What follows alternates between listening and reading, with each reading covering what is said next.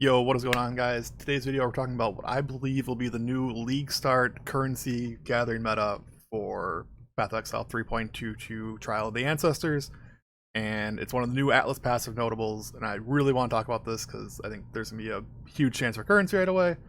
That being said, I want to jump right into it. Hopefully this will be a quick video, but remember to like, subscribe, comment down below. Let me know what you think about this when we're done, but I think we're going to see this be one of the most profitable Atlas passive nodes while we start, and that will be overloaded circuits. League map crafting options also choose 3 random notable Atlas passive skills associated with that league to treat as allocated, 100% more cost of map craft options. So that'd be a downside to this, that we double the cost of our Kirok map mods. But this is a huge upside, and I want to explain a little bit why. So the pros of this is that less travel nodes, so you basically don't have to use travel nodes to get some huge notables that absolutely change the way these Kirok map mods work. And the second thing is that you can access them quicker even. So you think about it, half the mods are like above this. This is like right in the middle of the map. I did quickest path here is 16 nodes, so 16 maps in you can turn this on.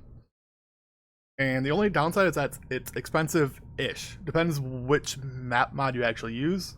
If you use an expensive one, it's going to get really expensive. If you use a cheap one, it's only like a little bit more. So I'm going to go over, though, what I think are going to be the best ones. Actually, I'm going to go through map mods one by one now and talk about which ones are the best, which ones are the worst, and which ones I'll be doing when I do my league start. So let's jump over to the map mod section of the patch notes. Fortune Favors the Brave, obviously this won't do anything. It's not on the Atlas tree, so this does not count. Don't take that node and then do Fortune Favors the Brave. If you want to do Fortune Favors the Brave, take the one next to it. Also seems pretty good. Start off with what I believe to be the best one is the Essence mod. I'm going to talk about why quickly here. So Essences are always really good. They're probably one of the best crafting options in the game right now. I'm going to hover over the Essence wheels. You'll see that we have 4 Essence notables. There's 4 wheels, and they were adjusted this league, I noticed. This wheel over here used to be down here, so it's even further away, making this new notable even better for Essences. So all we have to do is we can allocate this one, this Essence node, click this on our tree, and we will get all the other notables applied. We're saving a ton of points, especially if you were trying to go to the right side of the tree instead, like I plan to do for League Start. So we get all the Essence notables just by allocating these 4 nodes and this notable passive. That is absolutely insane. This boosts up Essences from 2C to 4C, which is not a huge jump. As long as we're getting some profit return, should be good. I'm going to guarantee that if you're running maps with all the Essence mods, and this will end up being at least 3 Essence monsters on your map, you will make back your 4C. And you save a ton of travel nodes. Like the way they move this over here is going to make this way better. Alright, next one we're going to talk about is Domination. Domination costs 3C on the Kirok map mod, grants 3 additional shrines, so this would make it up to 6C.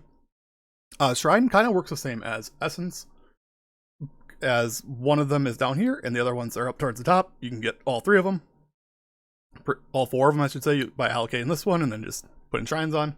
I'm not really a huge shrine gamer, but if you are, this is certainly really good. I think the downside of not having shrines is there's no direct correlation to currency unless you get the covetous shrine. So if you do want to do shrines, this is also really good, but not for me. Next up is Breach. Breach will be 4C, with that notable will be 8C. So we're going to talk about Breach. The big problem with Breach is there's way too many notable nodes for Breach. So we go look at Breach right here. See all these things highlight up on the screen, and then you can go look over here. Each one is a notable. You never know what you're going to get if you go with Breach. For me, this is a no. Alright, next up, Harbinger. Harbinger is going to be definitely my second favorite one. Basically because there's only 3 notables for Harbinger on the entire passive tree. You don't even have to allocate a point to Harbinger, and you're going to get all the notables. So additional Harbinger. Harbingers have a chance to drop full currency items, and first wave, Harbinger could be a Harbinger boss. So I have 2 small problems with Harbinger though. The small notables are actually kind of good. Chance to contain a Harbinger are most of them, so you're kind of like losing the chance for an extra Harbinger. And the other thing for Harbinger for me is that it's quite expensive. Harbinger is 6C, this will boost it up to 12C. I don't know if you're gaining enough by spending 12C a map on these Harbinger nodes. I would say if you're focusing on Harbinger specifically and you're using like Scarabs and stuff, you would definitely want to full spec into this, so I don't think this is where I'm going to go, but probably the second best one. Next up, we're going to talk about Legion. Is also 6C, so it's bump it up to 12C if you're using this keystone. Legion has the same problem that Breach does. There's just way too many passives, and some of them, the real problem for Legion is some of them are just not good. You wouldn't want to use them. Beginning of the league, I don't like to use the one that does Sergeants. Sergeants take a long time to kill. I actually don't even want them. It's the reason you don't use the highest tier Scarabs for Legion usually, because you don't want the additional Sergeants. Make Legions last longer. You also don't want that if you're like a map blaster, so this doesn't seem very good. Next up is Delirium. Delirium, same exact problem as Legion. Too many nodes. Some of them aren't good. Like, some of them don't want to fight the bosses. So you just end up with the problem. The real big problem for Delirium is it's 10C at base cost. This is bumped up to 20C. I don't know if you're gaining enough there to make this worth it. The last one is Ritual, which is interesting because I think that it's actually pretty good. The problem is it's way too expensive. You're 10C, and then it's bumped it up to 20C.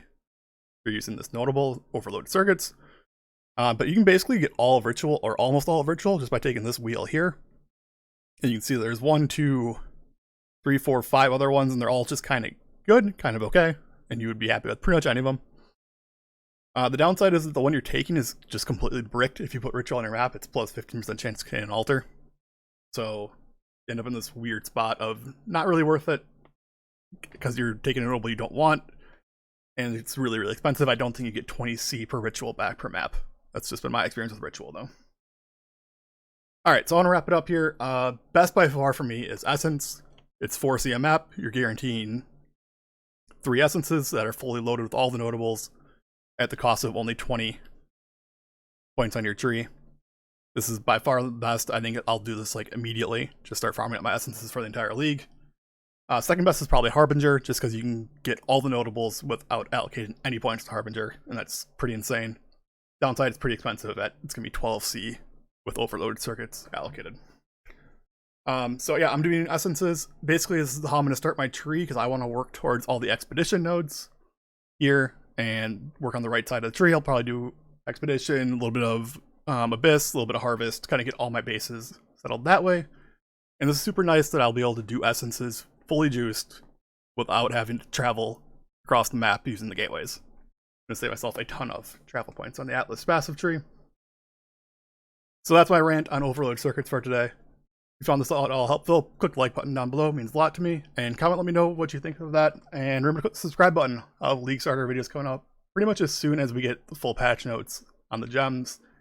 Especially what is going on with Guardian. Super annoyed that we didn't get that in the patch notes, but here we are. Anyways, I'll catch you next time. Thanks for watching.